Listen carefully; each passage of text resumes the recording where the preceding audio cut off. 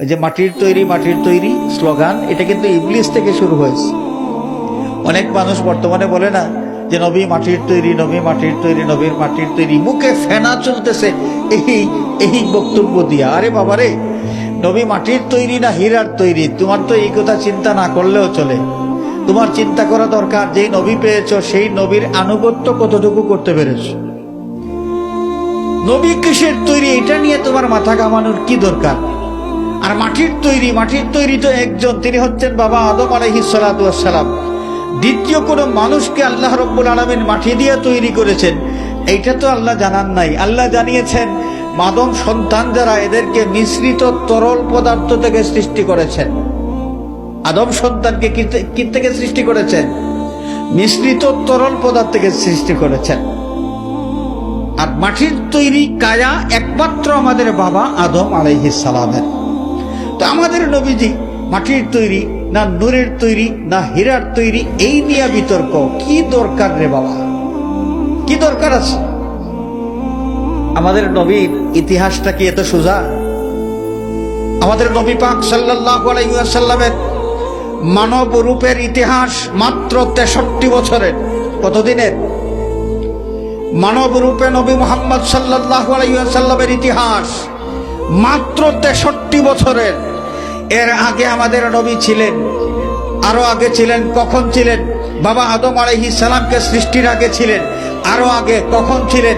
যখন আরশ ছিল না, কুরসি ছিল না, লৌহ ছিল না, কলম ছিল না, জান্নাত ছিল না, জাহান্নাম ছিল না, আসমান ছিল না, জমিন ছিল না, সৃষ্টিকুলের মধ্যে কোনো কিছুর অস্তিত্ব ছিল না। একমাত্র সৃষ্টিকর্তার অস্তিত্ব ছিল।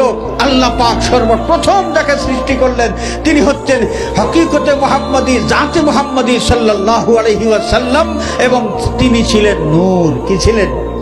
নূর। সে নূর হয়ে আস্তে আস্তে হযরতে আব্দুল্লাহ রাদিয়াল্লাহু আনহু, আব্দুল্লাহর কপাল মোবারক থেকে সেই নূর আমেনার মধ্যে, এবং সেই আমেনার গর্ভের মধ্যে জসদে মুহাম্মদী মানব রূপের এই কায়া সৃষ্টি করার পর ওই কায়া দিয়া নূরে মুহাম্মদী, জাতে মুহাম্মদী, হাকিকতে মুহাম্মদী সাল্লাল্লাহু আলাইহি ওয়াসাল্লামকে কাভারিং করে আল্লাহ রাব্বুল আলামিন পৃথিবীতে পাঠিয়েছেন। আল্লাহ নবী মানব রূপে পৃথিবীতে শোভাগমন করলেন। এই হচ্ছে আমাদের নবীজির দ্বিতীয় পর্বের ইতিহাস। মাত্র 63 বছরের এই ইতিহাসের দিকে তাকাইয়া বলবা যে নবী মাটির তৈরি, বিবেকটা কোন জায়গায় আছে? বিবেকটা কোন জায়গায়? নবী যদি এখানে মাটির তৈরি হন, তাহলে আদম আলাইহিস সালাতু ওয়াস সালামকে যখনও সৃষ্টি করা হয় নাই, তখনও আমাদের নবী আল্লাহ রাব্বুল আলামিন নবুয়ত কাকে দিয়েছিলেন? আমাদের আল্লাহ পাক যে নবুয়তটা দান করলেন, নবীজি বললেন কুনতু নাবিয়্যান ওয়া আদামু বাইনাল মা'i ওয়াত তিন। পানি এবং মাটির মধ্যে যখন আদম গোড়াগড়ি করেন, ওয়া আদামু বাইনার রূহি ওয়াল জাসাদ, আদম আলাইহিস সালাতু ওয়াস সালাম তার কায়া সৃষ্টি করা হয়েছে, জীবন তখনও পান নাই। আমাদের নবী বলেন যে আমি তখনও নবী। সুবহানাল্লাহ, তখনও নবী। এই নবুয়তটা আল্লাহ পাক কাকে দান করেছিলেন?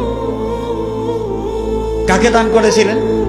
তখন কি এই যে মাটির কায়াওয়ালা মুহাম্মদ সাল্লাল্লাহু আলাইহি ওয়াসাল্লাম ছিলেন? মাটির কায়াওয়ালা মুহাম্মদ সাল্লাল্লাহু আলাইহি ওয়াসাল্লাম তিনি তো জন্মগ্রহণ করেছেন আমেনার গর্ভ থেকে, মক্কার কুরাইশ বংশে আমেনার ঘরে। কিন্তু যখন আল্লাহ পাক প্রথম নবুয়ত দান করলেন, তখন কি মাটির কায়ার মুহাম্মদ ছিলেন? মানব রূপে নবী মুহাম্মদ ছিলেন। তো কাকে দিলেন নবুয়ত? নূর মুহাম্মদ সাল্লাল্লাহু আলাইহি ওয়াসাল্লামকে আল্লাহ রাব্বুল আলামিন নবুয়ত দান করেছিলেন। সুতরাং এই যে আমাদের সমাজে খামাখা একটা জিনিস নিয়ে বিতর্ক, আমাদের জ্ঞানের স্বল্পতার কারণে এই বিষয় নিয়ে বিতর্ক করা হয়। কিছু মানুষ নবী মাটির তৈরি এগুলো বলতে বলতে স্লোগানটা ওই যে ইবলিস শুরু করেছিল, আদম মাটির তৈরি, ওই স্লোগানটা চলতে চলতে এখনো কিছু মানুষের মধ্যে এটা আছে।